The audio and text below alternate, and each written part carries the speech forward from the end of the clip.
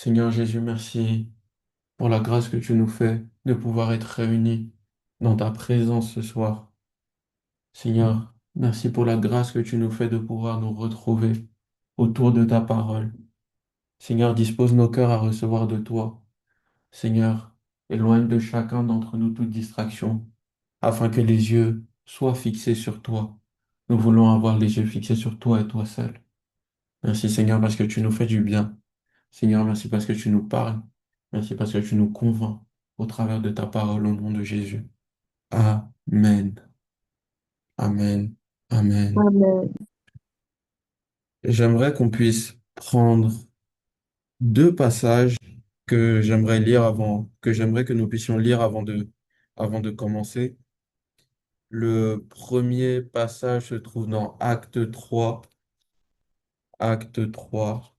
et nous allons lire ensemble le verset 6.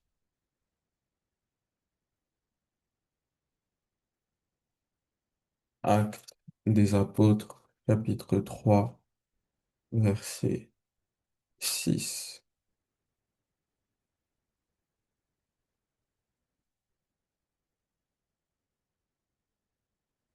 Je lis la parole de Dieu. Je lis la parole de Dieu. Alors Pierre lui dit, je n'ai ni argent ni or, mais ce que j'ai, je te le donne. Au nom de Jésus-Christ de Nazareth, lève-toi et marche. Je lis une nouvelle fois.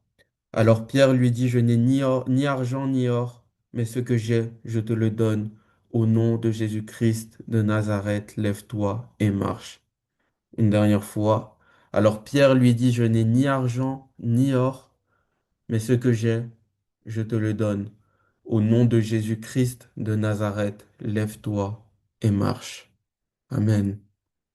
Amen. Je vais lire un autre passage. Amen. J'aimerais que nous puissions aller dans Jacques 5 au verset 17. Jacques 5 au verset 17.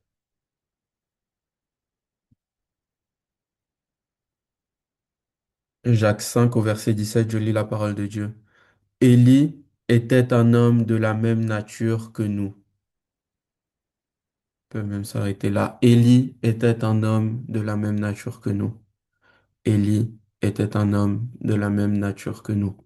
Et ce soir, j'aimerais nous entretenir sur deux points en particulier. Nous sommes toujours sur le thème des prodiges et le premier point que j'aimerais aborder ce soir, c'est que c'est un prodige d'avoir été créé par Dieu. Amen. C'est un prodige d'avoir été créé par Dieu. Et j'aimerais véritablement nous encourager à reconnaître le prodige de Dieu dans le fait que nous soyons des êtres humains. Ce n'est pas quelque chose d'anodin. Et bien au contraire, il y a plusieurs passages que nous allons lire dans les Écritures qui nous montrent que ce n'est pas anodin d'être un être humain. Le premier passage se trouve dans Genèse 1, verset 31. Genèse 1, verset 31.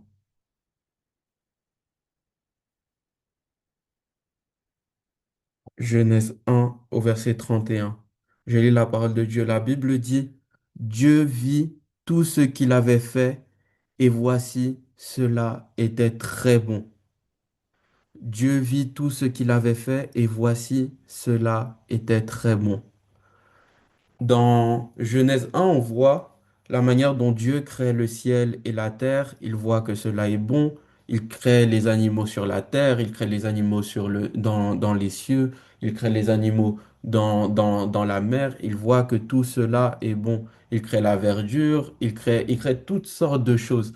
Dieu met de l'ordre dans l'abîme qu'il y avait. Il sépare les eaux, les mers, les cieux, et il voit que tout cela est bon. Mais c'est lorsqu'il crée l'homme et qu'il place l'homme sur la terre, c'est à ce moment-là qu'il voit que cela est très bon. Cela était très bon.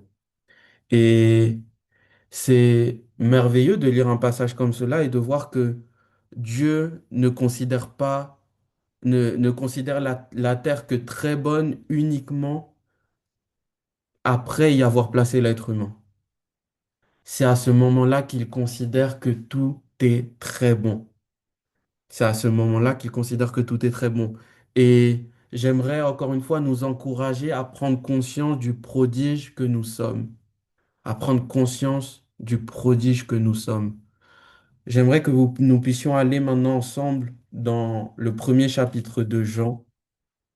Le premier chapitre de Jean, nous allons lire les versets 1 à 3. Jean chapitre 1, versets 1 à 3. Hmm. Si quelqu'un veut lire Jean chapitre 1, verset 1 à 3, n'hésitez pas à prendre la parole pour lire. Je lis la Jean, parole de Dieu. yes. Jean chapitre 3. Jean chapitre 1, verset Jean, 1 à 3. ok. Jean chapitre 1, verset 1 à 3. Je lis dans la version Bible du Semeur. Au commencement était celui qui est la parole de Dieu. Il était avec Dieu et il était avec Dieu. Il était lui-même Dieu. Au commencement, il était avec Dieu. Dieu a tout créé par lui. Rien de ce qui a été créé n'a été créé sans lui. Amen. Amen. Au Amen. commencement était la parole, et la parole était avec Dieu, et la parole était Dieu. Elle était au commencement avec Dieu. Toutes choses ont été faites par elle, et rien de ce qui a été fait n'a été fait sans elle.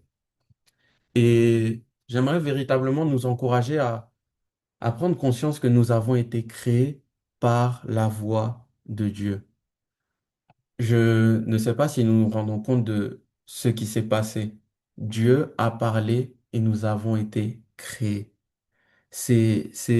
En fait, de penser à ça, en méditant sur ce passage, je pensais, je me disais, nous sommes le fruit de la pensée de Dieu. Dieu a pensé à nous, il nous a créés. Dieu a eu cette idée-là de nous créer et Dieu a désiré nous créer. Il n'a pas été contraint de nous créer, c'était sa volonté de nous créer. Et j'aimerais nous encourager véritablement à, quand nous serons seuls dans le lieu secret, à lire ces passages et véritablement à avoir conscience d'à quel point c'est merveilleux que Dieu nous ait créés, que Dieu nous ait créés. Et j'y pense encore, mais un jour, Dieu a parlé et nous avons été créés. Et nous devons véritablement avoir conscience je nous encourage particulièrement durant cette année, à partir de cette année même particulièrement, mais d'avoir conscience de ce que nous avons été conçus par le Créateur de toutes choses. Dieu nous a créés. Dieu nous a créés. En fait, c'est merveilleux d'y penser. C'est merveilleux d'y penser. Dieu nous a créés, le créateur de toutes choses, celui qui est au-dessus de tout, celui qui a créé le ciel, la terre, comme nous avons lu dans Genèse 1. C'est lui qui nous a créés. Et il a parlé, et nous avons été créés par sa parole. Et c'est merveilleux. Et c'est merveilleux. Et la Bible nous parle d'un homme, la Bible nous parle d'un homme qui a eu conscience de la créature qu'il était et qui a eu une conscience particulière de ce qu'il a été créé par Dieu. Et je l'imagine, cet homme en train de méditer sur Genèse 1, sur Genèse 2, sur Genèse 3. Et alors qu'il prie, alors qu'il médite, alors qu'il joue de la harpe, il s'est mis à écrire un psaume. Et ce psaume, c'est le psaume 139. J'aimerais nous inviter à aller dans le psaume 139. Le psaume 139.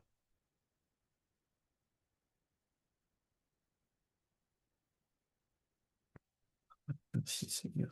Le psaume 139.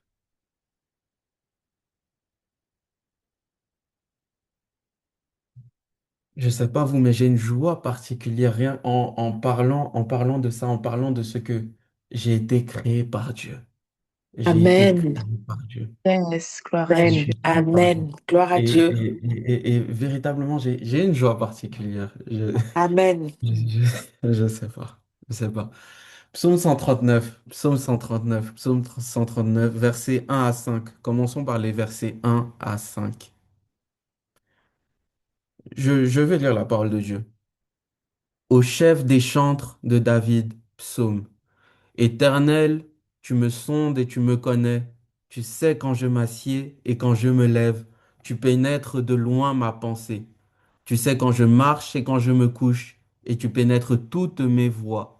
Car la parole n'est pas sur ma langue que déjà, ô Éternel, tu la connais entièrement. Tu m'entoures par derrière et par devant, et tu mets ta main sur moi. Waouh. Il continue en disant, une science aussi merveilleuse est au-dessus de ma portée. Elle est trop élevée pour que je puisse la saisir. Waouh. Waouh. N'est-ce pas merveilleux d'avoir conscience que Dieu nous connaît d'une manière aussi parfaite, chacun d'entre nous, chacun d'entre nous, chacune des personnes qui est connectée, Dieu vous connaît, Dieu nous connaît individuellement. Il connaît chacun d'entre nous. Chacune de nos pensées, il les connaît. Il sait quand nous nous apprêtons à nous lever. Il sait quand nous allons prendre une décision. Il sait quand nous nous déplaçons. Il sait quand nous nous couchons. Il sait les voies que nous projetons de prendre. Il nous connaît d'une manière parfaite, individuellement, chacun d'entre nous. Et je crois que ça aussi, c'est un prodige. Ça aussi, c'est un prodige. Ayons conscience de cela. Ayons conscience de cela. Et c'est la raison pour laquelle David dit au verset 6, une science aussi merveilleuse est au-dessus de ma portée. Elle est trop élevée pour que je puisse la saisir. Farah, s'il te plaît, que dit ta version au verset 6? Au verset 6. Alors, psaume 139, verset 6. Merveilleux savoir hors de ma portée, savoir trop sublime pour que je l'atteigne. Amen. Amen. Merveilleux savoir hors de ma portée. Assurément, assurément. Nous devons écrire des louanges à ce sujet. Nous devons louer Dieu à ce sujet de ce que nous avons été créés par Dieu, de ce que nous avons été créés par Dieu. Et c'est quelque chose qui nous dépasse. C'est quelque chose qui nous dépasse et j'aimerais véritablement que nous puissions tout au long de cette année 2026 et à partir de 2026 et le reste de notre vie, j'aimerais que nous puissions véritablement prendre des temps et essayer d'avoir conscience, de nous arrêter parfois et d'avoir conscience que, waouh, Dieu m'a créé, Dieu m'a créé, Dieu connaît mes pensées, Dieu connaît mes désirs, il connaît mes peurs, il connaît mes craintes, il connaît ce qui me rend anxieux, il connaît ce qui me procure de la paix aussi, il connaît ce qui me procure de la joie. Dieu m'a créé et me connaît. Il connaît mes goûts, il me connaît même mieux que moi-même. Moi, je ne me connais pas aussi bien que Dieu me connaît. N'est-ce pas merveilleux? N'est-ce pas merveilleux? Au verset 14 du psaume 139, David nous explique et il nous montre un principe que je nous exhorte à appliquer à partir de cette année. La Bible dit, je te loue de ce que je suis une créature si merveilleuse. Tes œuvres sont admirables et mon âme le reconnaît bien. Et mon âme le reconnaît bien. Ça veut dire que on a lu les versets 1 à 6 et on est là en face de David qui reconnaît à quel point c'est merveilleux qu'il est une créature de Dieu, à quel point c'est merveilleux que Dieu l'a créé, que Dieu le connaît et il nous dit, je te loue de ce que je suis cette créature-là. Je te loue, je te loue, je te loue.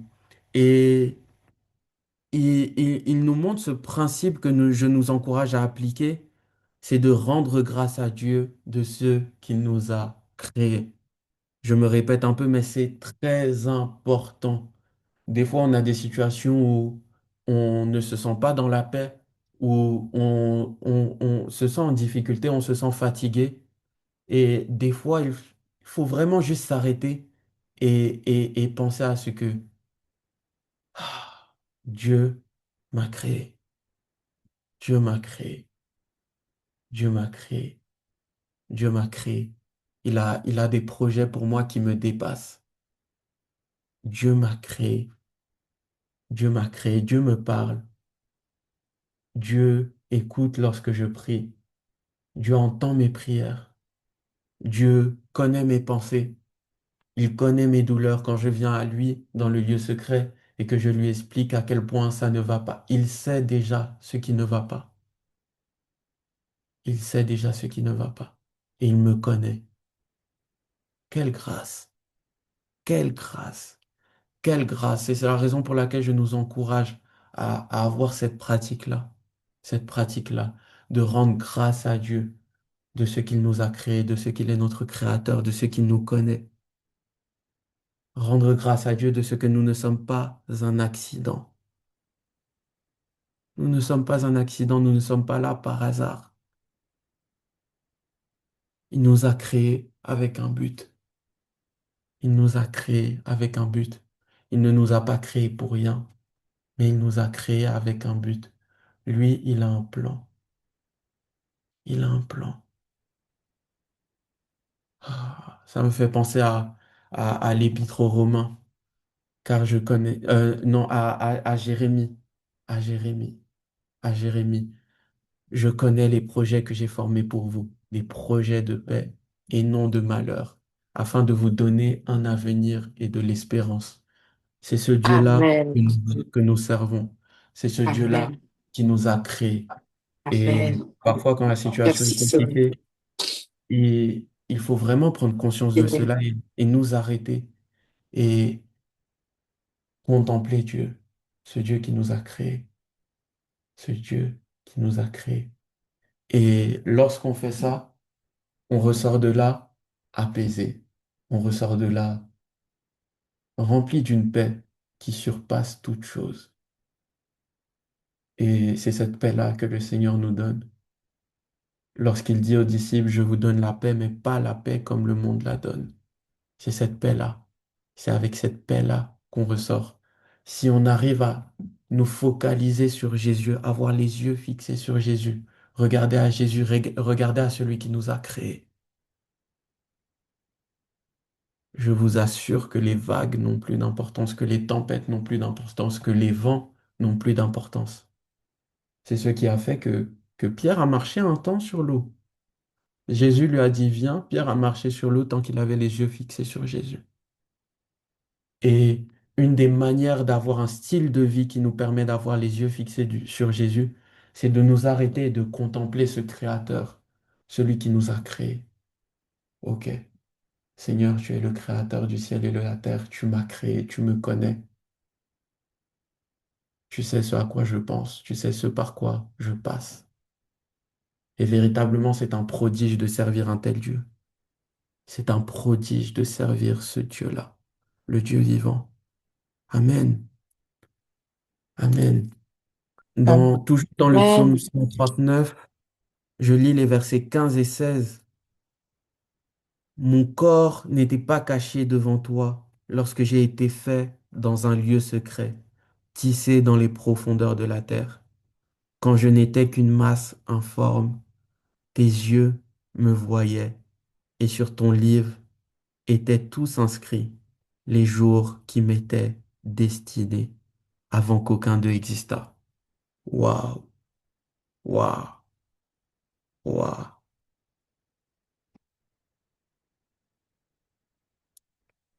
Encore une fois, le Seigneur est en train de nous dire au travers de sa parole que nous n'avons pas été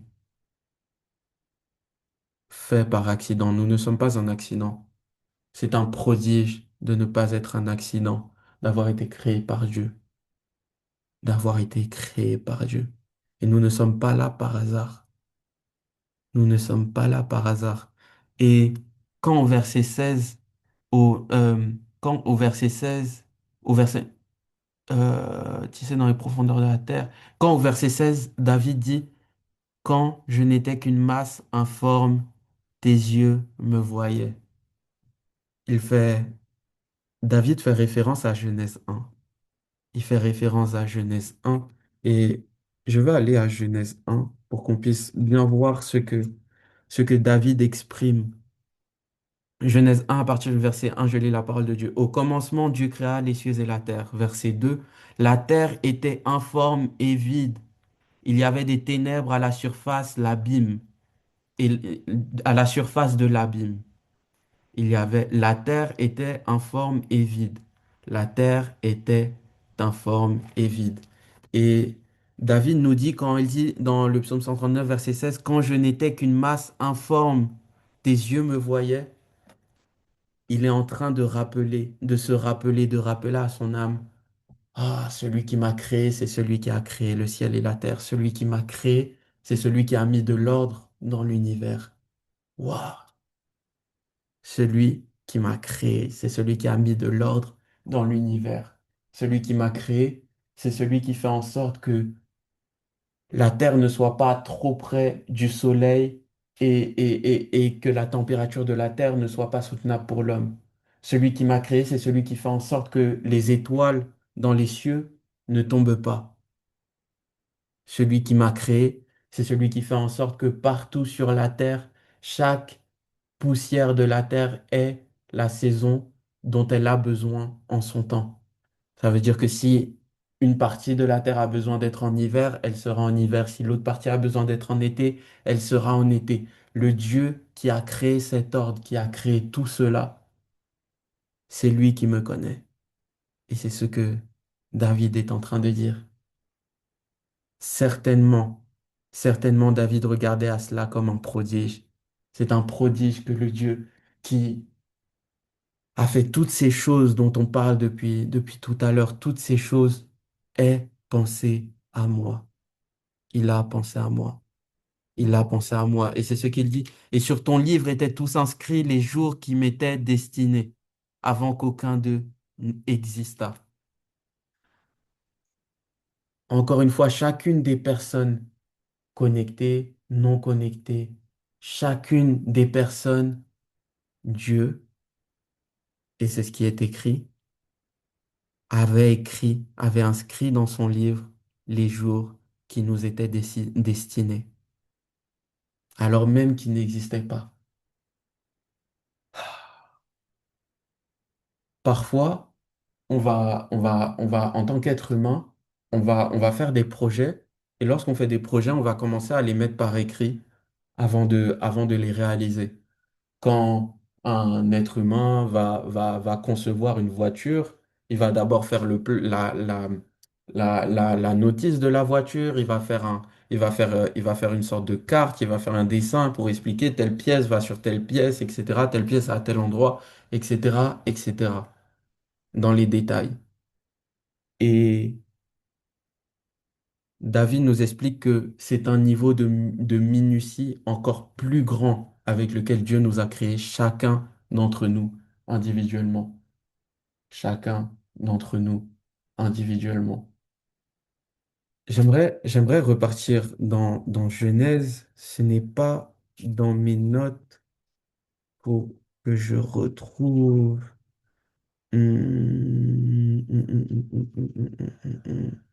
Mais ça me fait énormément penser à la manière dont Dieu se révèle à Abraham. La manière dont Dieu se révèle à Abraham. Et lorsque Dieu, dans le livre de la Genèse, se révèle à Abraham, il lui dit, il lui promet ta descendance. Il lui dit, tu vois les étoiles dans les cieux, ta descendance sera plus grande que les étoiles qu'il y a dans les cieux. Et souvent, on lit ce passage avec cette impression de grandeur immense.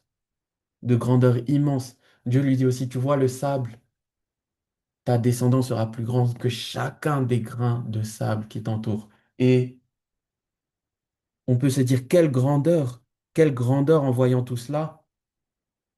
Et chacun de ces grains de sable, chacune de ces étoiles qui sont la descendance d'Abraham, au travers du passage que nous lisons dans le psaume 139, Dieu nous dit que chacune d'entre elles, je les connais. Chacune d'entre elles, j'ai un plan pour chacune d'entre elles. Avant même qu'elles n'existent, j'avais un plan pour elles. Chacune d'entre elles. Personne n'est l'exception. Personne n'est l'exception. Pour chacune d'entre elles, Dieu a un plan. Et c'est vraiment prodigieux. C'est vraiment un prodige de penser qu'un Dieu si grand ait pensé à nous. C'est la raison pour laquelle j'aimerais que nous puissions aller dans le psaume 8, et nous allons lire les versets 5 et 6 du psaume 8. Psaume 8. Psaume 8, versets 5 et 6. Je lis la parole de Dieu. Qu'est-ce que l'homme pour que tu te souviennes de lui, et le Fils de l'homme pour que tu prennes garde à lui? Waouh. Tu l'as fait de peu inférieur à Dieu, et tu l'as couronné de gloire et de magnificence. Waouh, waouh, waouh. Tu l'as fait de peu inférieur à Dieu, et tu l'as couronné de gloire et de magnificence. La parole de Dieu parle pour elle-même. C'est prodigieux. C'est prodigieux. Et Dieu se soucie de nous. Dieu se soucie de nous. Et le fait que Dieu se soucie de nous, c'est un prodige. Quand on regarde à toute la création, quand on regarde à toutes ces choses que nous avons évoquées, quand on regarde juste au nombre d'êtres humains qu'il y a sur la terre, Dieu a pensé à chacun d'entre nous. Dieu pense à chacun d'entre nous individuellement. Et David nous dit ici, qu'est-ce que l'homme pour que tu te souviennes de lui? Et je peux même le dire dans la catégorie des hommes, qu'est-ce que moi je suis pour que parmi tous les hommes de la terre, tu puisses te souvenir de moi, tu puisses prêter attention à moi. Qui suis-je? Et pourtant, c'est le Dieu que nous servons. C'est le Dieu que nous servons. Et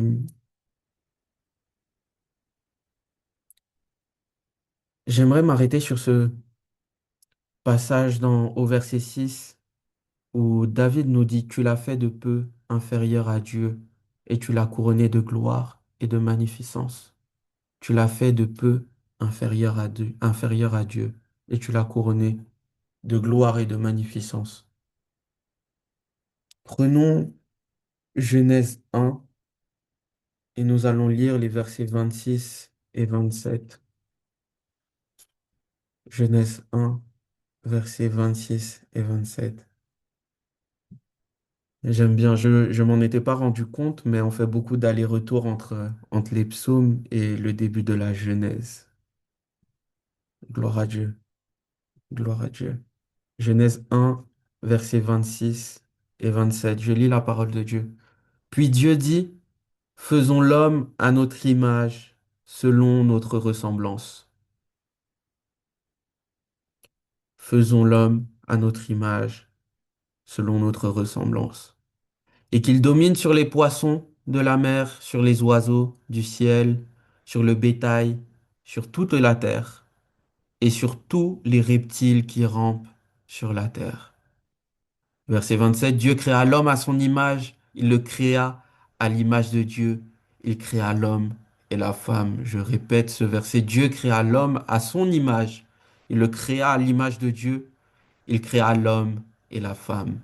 Je le répète encore une fois, Dieu créa l'homme à son image, il le créa à l'image de Dieu, il créa l'homme et la femme. Et j'aimerais attirer notre attention sur ce point. Oui, oui. Oui, nous avons été créés par Dieu. Oui, nous avons été créés par Dieu. Mais nous avons aussi été créés, et c'est ce que nous disent ces passages, nous avons été créés pour être en communion avec lui, pour lui ressembler, pour être en communion avec lui, pour lui ressembler. C'est la raison pour laquelle nous avons été créés. Et j'aimerais revenir au psaume 139. Nous allons lire les versets 7 à 12. Psaume 139, versets 7 à 12. Versets 7 à 12. Psaume 139. Psaume 139, versets 7 à 12. Wow. Parole de Dieu, Yes. verset 7. Où pourrais-je aller loin de ton esprit? Où pourrais-je fuir hors de ta présence? Si je monte au ciel, tu es là. Si je descends au séjour des morts, t'y voilà. Si j'emprunte les ailes de l'aube et que j'aille demeurer aux confins des mers, là aussi ta main me dirigera. Ton bras droit me tiendra. Et si je me dis, du moins les ténèbres m'envelopperont, alors la nuit même se change en lumière tout autour de moi. Pour toi, même les ténèbres ne sont pas obscures et la nuit est claire comme le plein jour. Lumière ou ténèbres pour toi sont pareilles. Amen. Amen. Amen. Amen. Lumière et ténèbres pour toi sont pareils. Et qu'est-ce que nous dit ce passage? Ce passage commence cette section du psaume 139 pour commencer par le verset 7 où David dit, où irai-je loin de ton esprit et où fuirai-je loin de ta face? Hmm. Et ensuite, David commence à énumérer tous les endroits où il pourrait éventuellement se cacher, mais il n'en trouve pas. Il n'en trouve pas. Et c'est ce qu'Adam et Ève ont appris à leurs dépens et ont appris durement, cherchant à échapper à la présence de Dieu, cherchant à se cacher de Dieu. Et ce récit est dans Genèse 3, versets 8 à 10. Je lis rapidement pour nous. Alors ils entendirent la voix de l'Éternel, Dieu, qui parcourait le jardin vers le soir. Et l'homme et sa femme se cachèrent loin de la face de l'Éternel, Dieu, au milieu des arbres du jardin. Mais l'Éternel Dieu appela l'homme et lui dit, où es-tu? Il répondit, j'ai entendu ta voix dans le jardin et j'ai eu peur parce que je suis nu et je me suis caché. Waouh. Et alors que Dieu posait la question à Adam, l'homme, où es-tu? David se pose la question, où irai-je loin de ton esprit? Ayant sûrement médité sur Genèse 1, 2, 3, les passages suivants d'ailleurs. Où irai-je? Où irai-je? Et j'aimerais nous encourager à comprendre que ne pas ressentir la présence de Dieu, ne pas être conscient de la présence de Dieu, ne pas avoir conscience de la présence de Dieu, ça devrait relever de l'anomalie. Lorsque Dieu nous a créés, il nous a créés pour que nous puissions être conscients de sa présence. Il nous a créés pour sa présence, littéralement. Il nous a créés pour sa présence. La manière dont l'être humain fonctionne, la manière dont le corps humain fonctionne, a été fait pour être dans la présence de Dieu, pour ressentir la présence de Dieu, pour communiquer avec Dieu. Tout a été fait pour la présence de Dieu. C'est la raison pour laquelle nous pouvons dire que ne pas ressentir la présence de Dieu, ne pas être au fait de la présence de Dieu, ça devrait relever de l'exploit. Ça devrait relever de l'exploit. Et ce passage m'amène au second point en rapport avec les prodiges que j'aimerais aborder ce soir. C'est le prodige de la présence de Dieu. Le prodige de la présence de Dieu. Nous venons de voir que c'est un prodige que nous avons été créés par Dieu. C'est un prodige que Dieu nous a créé pour demeurer, pour habiter dans sa présence. C'est un prodige. C'est un prodige. C'est un prodige. Et lorsque nous revenons à Genèse 1, versets 26 et 31, nous pourrons voir, puis Dieu dit, faisons l'homme à notre image et selon notre ressemblance.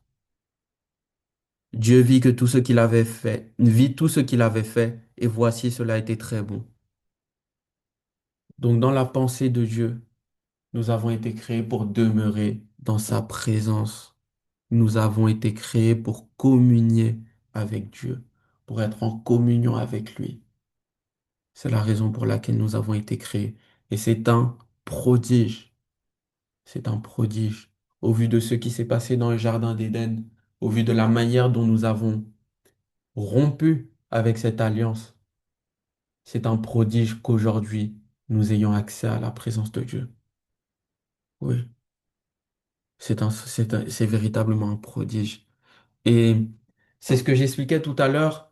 Quand on observe Genèse 1 et nous avons lu les passages, Dieu crée chaque animal pour un domaine précis. Les animaux terrestres pour la terre, les animaux marins pour la mer, les animaux volants pour les airs. Mais avec l'homme, il fait différemment. Et je répète encore, l'homme a été créé pour la présence de Dieu. Et c'est ça qui a plu à Dieu. Ce qui a plu à Dieu, c'est d'avoir créé l'homme pour qu'il puisse demeurer dans sa présence. Et encore une fois, c'est ce que j'expliquais tout à l'heure. Tout du corps humain a été fait pour que nous puissions communier avec Dieu, pour que nous puissions ressentir sa présence. L'ouïe nous donne la capacité d'entendre sa voix. L'odorat nous donne la capacité de sentir sa présence. Il y a d'ailleurs différents témoignages, différents hommes de Dieu qui ont témoigné de ce que parfois dans la présence de Dieu, il y a une odeur particulière qu'on peut sentir. Ah. Le goût aussi, le goût aussi, le goût aussi a été créé pour que nous puissions ressentir la présence de Dieu. Je ne sais pas vous, mais parfois, la présence de Dieu a une saveur particulière. Elle a un goût. Elle a un goût. Et parfois, on peut le ressentir. Le toucher, combien d'entre nous avons déjà ressenti la présence de Dieu de manière palpable? On sent par exemple une chaleur sur notre corps qui symbolise la présence de Dieu, que Dieu est en train d'opérer dans un endroit de notre corps. Enfin, de différentes manières. Parfois, on peut ressentir un courant d'air qui est différent de ce qui pourrait arriver dans la salle. De plein de manières différentes, le toucher nous a été donné pour expérimenter la présence de Dieu. Et enfin, la vue. Combien de fois avons-nous eu des rêves, des visions?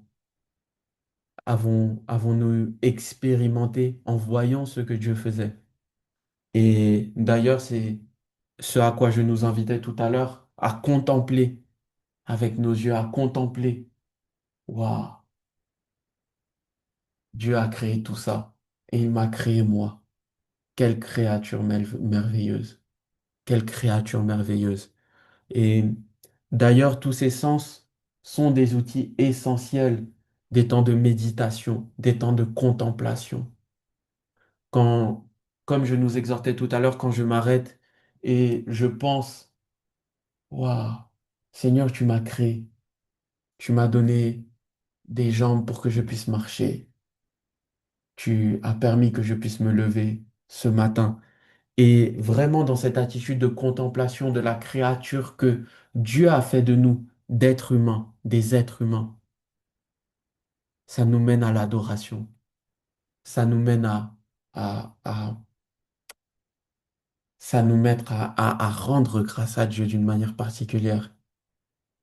Et ça m'est arrivé parfois de penser à, waouh, à quoi, qu'est-ce que ça devait être pour Adam de respirer pour la première fois, de prendre sa première bouffée d'air.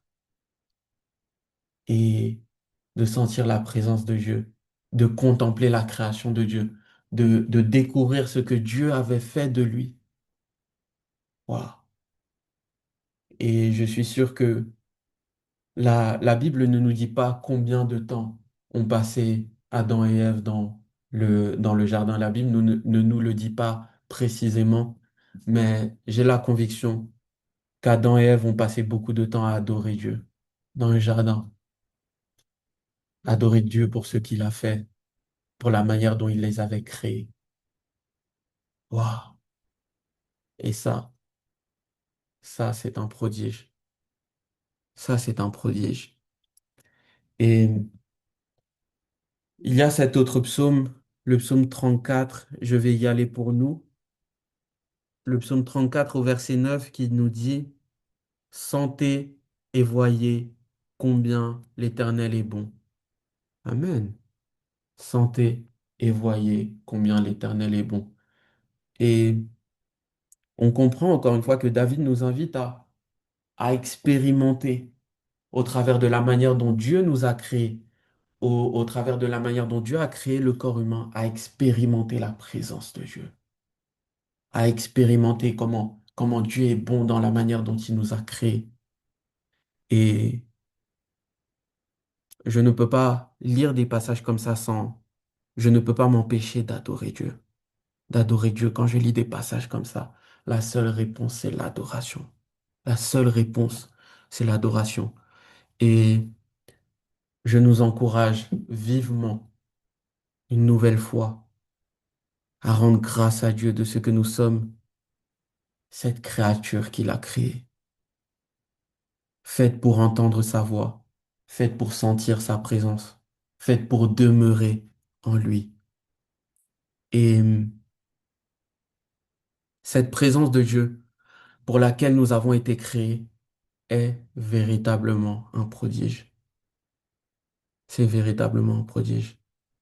Et en 2026, à partir de cette année, je nous encourage à devenir davantage conscients que le plus grand prodige que nous pouvons avoir avec nous est la présence de Dieu. C'est le plus grand prodige que nous pouvons avoir avec nous. Je je sais pas si on se rend véritablement compte. C'est pas dans mes notes, mais j'aimerais qu'on puisse aller dans Genèse 6. Encore une fois, Genèse 6. Non, Genèse 5, verset. On va lire le verset 24. Non, on va lire Genèse 5, verset 22 à 24. Pardon. Genèse 5, verset 22 à 24.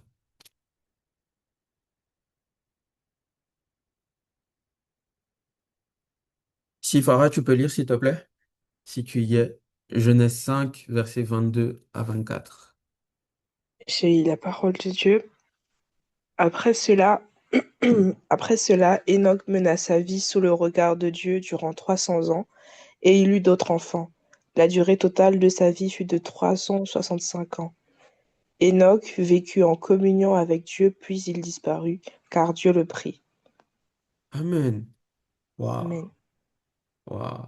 Enoch vécut en communion avec Dieu. Enoch vécut en communion avec Dieu. Et dans ma version, on parle de marcher avec Dieu. Marcher avec Dieu. Et véritablement, je ne sais pas si on se rend compte de ce que cela signifie. Marcher avec Dieu. Marcher avec Dieu. Marcher avec Dieu. Oui, c'est au sens figuré. Marcher avec Dieu, c'est être en communion, comme nous l'avons vu avec Dieu. C'est suivre Dieu. Mais imaginez-vous marcher avec Dieu. Imaginez-vous marcher avec Jésus à vos côtés. Ah, c'est prodigieux. C'est prodigieux. Et si je marche avec Jésus à mes côtés, ne croyez-vous pas que si je croise un aveugle dans la rue, il va se mettre à voir sans même que je lui parle? Si je marche pleinement avec Jésus à mes côtés, ne croyez-vous pas que l'atmosphère va changer lorsque je vais entrer dans un endroit? Ne croyez-vous pas que les infirmes vont se mettre à marcher correctement? Ne croyez-vous pas que les muets vont se mettre à parler, que Les aveugles vont se mettre à voir, que les sourds vont se mettre à entendre. Tout au long de cette année 2026 et des années suivantes, je nous encourage vivement à apprendre à marcher avec Dieu. Je nous encourage vivement à apprendre à marcher avec Dieu, à apprendre à marcher avec Jésus, à apprendre à être en communion avec Jésus, car le prodige, c'est sa présence. Le prodige, c'est sa présence. C'est sa Amen. présence. Amen. Nous allons quitter Genèse maintenant et nous allons aller dans Exode. Exode chapitre 3, versets 11 à 12. Exode 3, versets 11 à 12.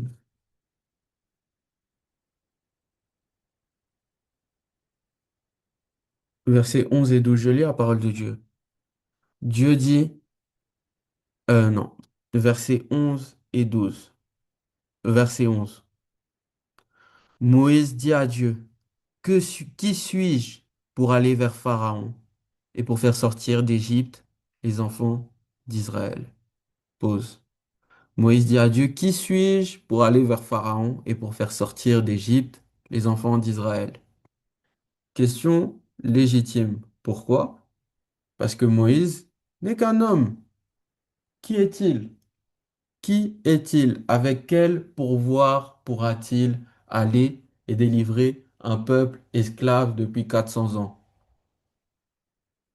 De ses propres forces, il ne le peut pas. Et l'histoire nous montre d'ailleurs que de ses propres forces, il ne l'a pas pu. Verset 12, Dieu dit, je serai avec toi. Je serai avec toi. Je serai avec toi. Et ceci sera pour toi le signe que c'est moi qui t'envoie quand tu auras fait sortir le peuple quand tu auras fait sortir d'Égypte le peuple. Vous servirez Dieu sur cette montagne. Donc, Moïse dit à Dieu, je ne suis qu'un homme. Dieu lui dit, je sais, et c'est la raison pour laquelle je serai avec toi. Et ce sera le signe. Et ce sera le signe. Je serai avec toi, et ma présence avec toi, ce sera le prodige. C'est ça le prodige. Le prodige, c'est Dieu avec nous. C'est Dieu avec nous qui nous rend plus que vainqueurs, qui fait de nous des créatures merveilleuses, qui fait de nous des personnes sans pouvoir, mais avec lui capable de faire des exploits. Encore une fois, c'est David qui le dit dans les psaumes, avec Dieu nous ferons des exploits, avec Dieu nous ferons des exploits, car c'est lui qui écrase nos ennemis. Sûrement d'ailleurs quand il a reçu quand il a écrit cette partie, cette portion des psaumes, sûrement il témoignait de sa propre vie, sûrement il témoignait aussi de ce que Dieu a fait avec Israël en les sortant d'Égypte. Waouh, waouh. C'est donc la présence de Dieu qui est le prodige. C'est la présence de Dieu avec nous qui est le prodige. Et j'aimerais que nous puissions aller dans l'évangile de Marc parce que Jésus nous dit quelque chose de très intéressant dans l'évangile de Marc. Marc chapitre 16, versets 16 à 18. Jésus nous dit quelque chose de très intéressant. Et d'ailleurs, c'est comme si Jésus nous dit, je suis le Dieu qui a été avec Moïse. Dans ces versets-là, dans les versets 16 et 17, c'est Jésus nous dit, 16 à 18, Jésus nous dit, je suis le Dieu qui a été avec Moïse, je suis le Dieu qui a fait sortir d'Égypte le peuple d'Israël. Je suis ce Dieu-là qui, lorsque je suis avec toi, tu fais des exploits. Je lis la parole de Dieu, Marc 16, versets 16 à 18. Celui qui croira et qui sera baptisé sera sauvé, mais celui qui ne croira pas sera condamné. Verset 17, voici les miracles qui accompagneront ceux qui auront cru. Voici les miracles qui accompagneront ceux qui auront cru. En mon nom, ils chasseront les démons, ils parleront de nouvelles langues, ils saisiront des serpents. S'ils boivent quelque breuvage mortel, il ne leur fera point de mal. Ils imposeront les mains aux malades et les malades seront guéris. Amen. Amen. Donc celui qui croira, celui qui aura la présence de Dieu avec lui, celui qui aura reçu Jésus dans sa vie, Voici, voici les miracles qui accompagneront celui-là. Waouh. Ça veut dire que c'est juste la présence de Dieu dans ma vie qui me donne accès à ces miracles-là. Ça veut dire que juste la présence de Dieu dans ma vie garantit que ces miracles-là m'accompagneront. Waouh. Si je crois. Si je crois. Waouh. Waouh. Et je crois que c'est la réalité et je vais bientôt m'arrêter. Je crois que c'est la réalité dans laquelle vivaient Pierre et Jean après la Pentecôte. La Bible nous dit dans Actes 3 au verset 6, et c'est le passage que nous avons lu pour commencer. Alors Pierre dit, je n'ai ni argent ni or, mais ce que j'ai, je te le donne. Au nom de Jésus-Christ de Nazareth, lève-toi et marche. C'est dans cette réalité-là que nous devons vivre. C'est dans cette réalité-là que nous voulons vivre. C'est dans cette réalité-là que je veux vivre. Une réalité où la présence de Dieu est tangible dans ma vie. Une réalité où la présence de Dieu est tangible dans ma vie. Une réalité où la présence de Dieu est synonyme de signes et de prodiges dans ma vie. C'est ce que nous voulons vivre en 2026. C'est ce que nous voulons vivre en 2026. Mais si nous voulons vivre ça, il faut un certain cœur. Et Moïse nous montre le cœur qu'il faut avoir si nous voulons vivre cela. Vous n'êtes pas obligé d'y aller, mais je vais lire pour nous Exode 33, versets 15 et 16. Moïse lui dit, si tu ne marches pas toi-même avec nous, ne nous fais pas partir d'ici. Quel cœur. Comment sera-t-il donc certain que j'ai trouvé grâce à tes yeux, moi et ton peuple? Ne seras-tu pas quand tu marcheras avec nous et quand nous serons distingués, moi et ton peuple, de tous les peuples qui sont sur la face de la terre? Ah. Moïse est en train de dire que si tu n'es pas avec nous, nous ne quitterons pas le désert. Quitte à faire 40 ans supplémentaires, quitte à faire 40 jours supplémentaires, quitte à rester là toute notre vie, quitte à ce que je ne vois pas la terre promise. Si ta présence n'est pas avec nous, nous ne partirons pas. Et c'est le cœur qu'il faut avoir. Si nous voulons marcher, comme Pierre et Jean ont marché dans le passage que nous venons de lire dans Actes des Apôtres. C'est le cœur que nous devons avoir, faire de la présence de Dieu notre priorité, notre priorité, et de manifester la nature pour laquelle nous avons été créés. Comme je l'ai dit plus tôt, nous avons été créés pour la présence de Dieu. Nous avons été créés pour la présence de Dieu. Et alors que nous avons été créés pour la présence de Dieu, nous devons faire de cette présence notre priorité. Jésus ne s'imposera pas à nous. Jésus ne s'imposera pas à nous. Si nous ne faisons pas de la présence de Dieu notre priorité, ne nous attendons pas à marcher comme Pierre et Jean ont marché, capables de dire que je n'ai ni argent ni or, mais ce que j'ai, je te le donne. Qu'est-ce qu'on a? Eux, ils avaient la présence de Dieu, ils avaient Jésus. Et comme j'ai Jésus, je te donne Jésus. Mais si je n'ai pas Jésus, qu'est-ce que je vais te donner? L'or, l'argent, ça n'achète pas le salut. Ça n'achète pas le salut. Et c'est la raison pour laquelle nous devons faire de la présence de Dieu notre priorité. J'aimerais prendre deux derniers passages avant de clôturer. C'est, j'ai vu que maman était là et qu'elle écoute. C'est un passage que maman apprécie beaucoup. J'aimerais que nous puissions tous ensemble aller dans Jean 15 et lire les versets 4 à 7. Si Farah, tu es là, si tu peux lire pour nous Jean 15, versets 4 à 7.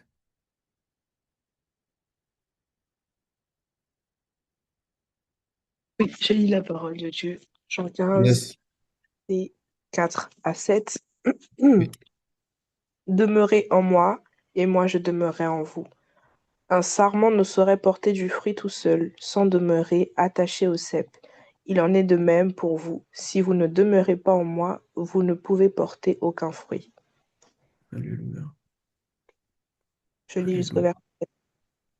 Oui, jusqu'au verset 7. Je suis le cep de la vigne, vous en êtes les sarments. Celui qui demeure en moi et en qui je demeure portera du fruit en abondance, car sans moi, vous ne pouvez rien faire.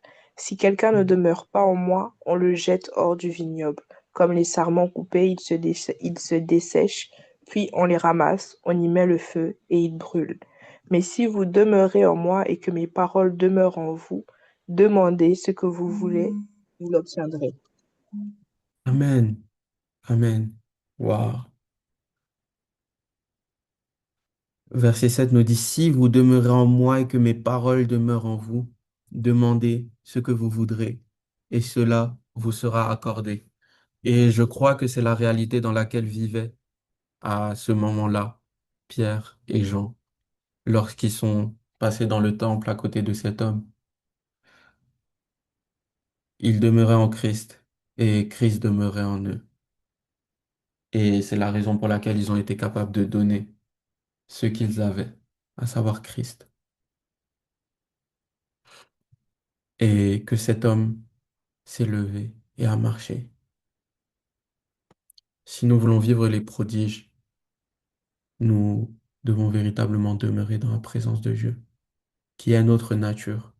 Ce n'est pas quelque chose de nébuleux, ce n'est pas quelque chose de compliqué comme j'essaye de nous le partager. Demeurer dans la présence de Dieu, ce n'est pas quelque chose qui est compliqué. C'est notre nature, c'est la raison pour laquelle nous avons été créés. Dieu nous a créés et c'est merveilleux. Il nous a créés pour la présence de Dieu. Et c'est merveilleux. Et c'est merveilleux et c'est un prodige.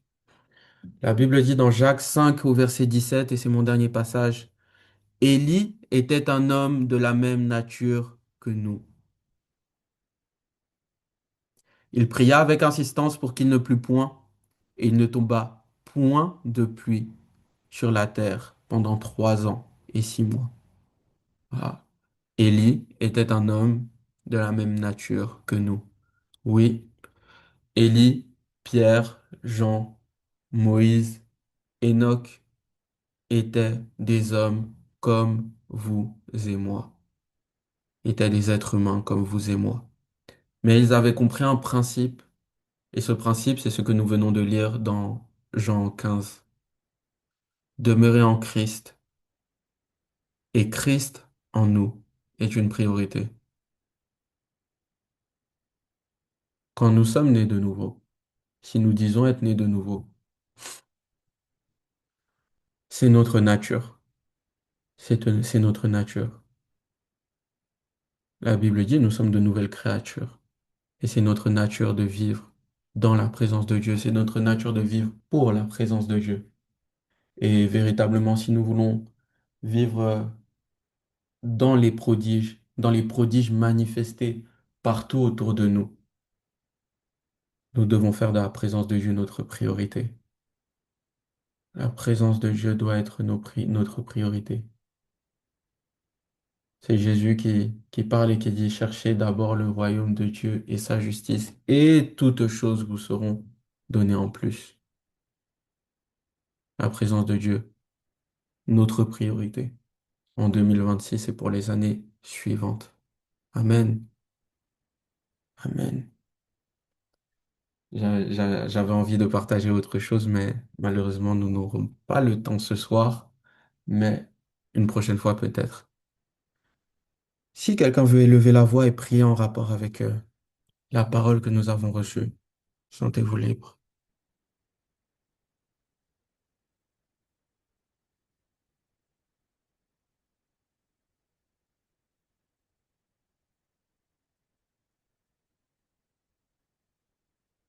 Si quelqu'un veut élever la voix, Père, merci. Merci pour ton amour, Seigneur.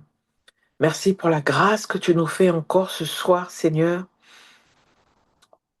d'entendre, Seigneur, ta parole, ta vérité, d'entendre, Seigneur Dieu Tout-Puissant, Papa, ta révélation. Père, je suis dans la joie. Je suis dans la joie, Seigneur, parce que je sais que ta présence est là. Parce que je sais que tu nous as acceptés dans ta présence. Merci. Merci Seigneur pour ce que mes oreilles ont entendu. Merci de ce que cette parole, Seigneur, va continuer de nous instruire, d'agir en nous, dans nos maisons, dans nos familles, pour la seule gloire de ton nom. Ô Seigneur, bénis ton serviteur Uel, Seigneur. Ô Seigneur, bénis-le et continue de l'instruire encore. Continue de l'emmener dans les hauteurs et dans les profondeurs, Seigneur Dieu Tout-Puissant, Papa, de ta présence. Merci encore, ô Seigneur. Quelle grâce d'entendre encore, Seigneur, ces paroles. Oh, mon âme te loue et mon âme te bénit. Oui, je puis dire, Seigneur, que je suis une si belle créature. Je puis dire, Seigneur, que tes œuvres sont admirables, Seigneur, et mon âme le reconnaît bien. Oh, Seigneur, que ton nom soit élevé, que ton nom soit béni, Seigneur. Accorde-nous la grâce de demeurer en communion avec toi. Accorde-nous la grâce de demeurer à tes pieds, Seigneur. C'est lorsque nous demeurerons à tes pieds, ô Seigneur, nous manifesterons pleinement ta gloire, ta puissance, Seigneur, et ta souveraineté. Ô Père, merci. Merci, Seigneur. Que ces paroles, Seigneur, tombent sur cette terre, Seigneur, dans nos cœurs, une terre fertile, afin qu'elle produise, Seigneur Dieu Tout-Puissant, Papa, des fruits en chaque saison. Ô Père, merci. Merci encore, Seigneur, parce que cette année est une année de prodige. Et Seigneur, nous savons Seigneur, que nous sommes des prodiges, Seigneur. Tu as pris le temps de penser, Seigneur. Tu as pris le temps de te projeter en nous, Papa. Et merci, Seigneur, pour le souffle de vie. Merci, Seigneur, de nous avoir créés à ton image.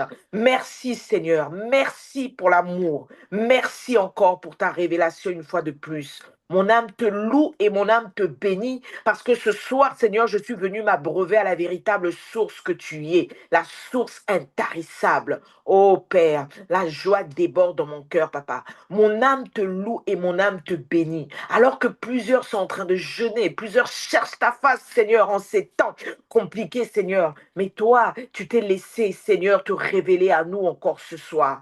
Mon âme te loue et mon âme te bénit. Je suis reconnaissante, reconnaissante, Seigneur, parce que nous ne pouvons pas entrer dans ta maison et ressortir tel que nous sommes venus. Il y a un plus, il y a un avant, il y a un après. Oh Père, merci pour la guérison, merci pour la restauration. Merci encore, oh Seigneur Dieu Tout-Puissant, Papa, pour le renouvellement de l'intelligence que tu accordes encore, Seigneur, ce soir. Merci pour cette portion, parce que nous sommes transformés par le renouvellement de l'intelligence. Et ce soir, Seigneur, tu nous as accordé encore une nouvelle portion de cette intelligence renouvelée. Mon âme te loue, mon âme te bénit encore, Seigneur, pour ces temps puissants et ces temps forts. À toi seul soit la gloire, Papa. Oh Père, oh Père, oh Père, laisse que, Seigneur, ta puissance puisse se manifester dans chacune des vies des familles représentées sur cette plateforme. Je te le demande dans le nom suprême de Jésus. Amen. Amen. Amen. Amen. Amen.